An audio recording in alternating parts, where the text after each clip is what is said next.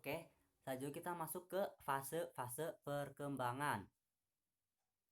Yang pertama itu fase perkembangan secara umum. Nah, masanya itu dimulai dari prenatal, yaitu dari mulai masa konsepsi sampai dengan 9 bulan. Lalu ada infansi, yaitu dari lahir sampai dengan 10 hari atau 14 hari atau 2 minggu ya. Lalu babyhood, yaitu dari umur 2 minggu sampai dengan 2 tahun. Lalu ada childhood, yaitu dari umur 2 tahun sampai dengan 11 tahun. Lalu ada adolescence atau puberty, yaitu dari 11 tahun sampai dengan 21 tahun. Nah, di adolescence atau puberty ini kita ada 3 tahap. Yang pertama itu ada pre-adult, yaitu dari 11 sampai 13 tahun. Lalu ada early adult, yaitu dari 16 sampai 17 tahun. Lalu ada late adult, yaitu dari 17 sampai 24 tahun. Lalu selanjutnya, fase perkembangan berdasarkan usia sekolah.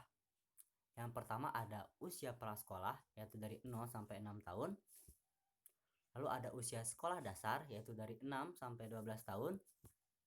Lalu ada usia sekolah menengah, yaitu dari 12 sampai 18 tahun. Lalu ada usia mahasiswa, yaitu dari 18 sampai 24 tahun. Selanjutnya ada fase perkembangan menurut Profesor Honstam dalam bukunya Personality in Wording.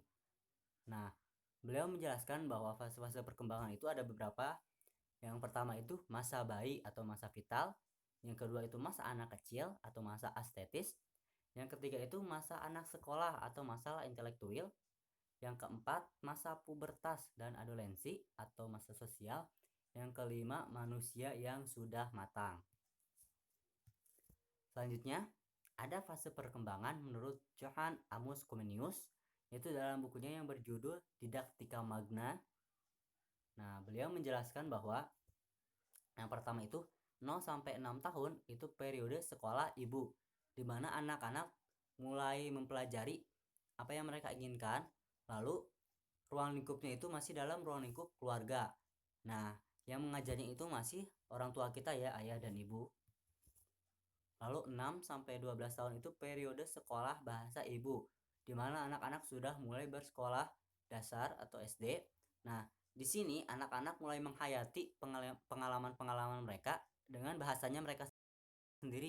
Mereka mulai mengerti pengertian-pengertian pengalaman mereka dengan bahasa mereka sendiri atau bahasa yang diajarkan oleh guru dan orang tua kita. Lalu yang ketiga itu 12 sampai 18 tahun itu periode sekolah Latin. Kalau dilihat dari umurnya itu sudah masuk ke SMP sampai SMA ya.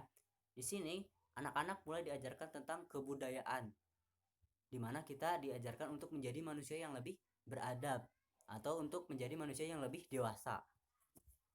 Lalu ada 18 sampai 24 tahun itu periode universitas, di mana anak-anak telah menjadi orang yang dewasa tetapi belum terlalu banyak pengalaman. Jadi di masa ini mereka membutuhkan atau mereka mempelajari lebih banyak pengalaman untuk terjun ke masyarakat. Selanjutnya, perkembangan masa remaja. Yang pertama itu pengertian remaja menurut WHO. Nah, menurut WHO, remaja itu individu berkembang dari saat pertama kali ia menunjukkan tanda-tanda seksual sekunder sampai saat ia mencapai kematangan seksual. Yang kedua itu individu mengalami perkembangan psikologi dan pola identifikasi dari anak-anak menjadi dewasa. Yang ketiga itu terjadi peralihan dari ketergantungan sosial ekonomi yang penuh kepada keadaan yang relatif mandiri. Nah, selanjutnya ciri-ciri remaja. Yang pertama itu kegelisahan. Remaja biasanya memiliki banyak keinginan, tapi tidak semua dapat terpenuhi. Lalu ada pertentangan, terutama dengan orang tua, di mana kita di masa-masa remaja ini kita selalu berselisih dengan orang tua. Lalu ada ingin tahu atau mencoba segala hal yang belum diketahui, di mana masa-masa remaja ini kita selalu penasaran kan, apa yang kita ketahui itu apa sih intinya gitu. Jadi banyak mencoba hal yang belum kita ketahui. Nah, pasti ya remaja menyukai tantangan, menghayal atau berfantasi. menyukai aktivitas berkelompok. Di mana masa-masa remaja ini kita lebih membutuhkan teman. Kita tidak mau sendiri, kita lebih ingin bersosialisasi dengan orang banyak. Lalu kebutuhan remaja yang pertama atau kebutuhan fisiologis atau kebutuhan primernya pasti ya makan, minum, istirahat, seksual, pelindungan diri, dan lain-lainnya. Yang kedua, kebutuhan psikologis atau kebutuhan sekundernya, yaitu kebutuhan untuk memiliki sesuatu, kebutuhan akan cinta dan kasih sayang, kebutuhan akan keyakinan diri, dan kebutuhan aktualisasi diri.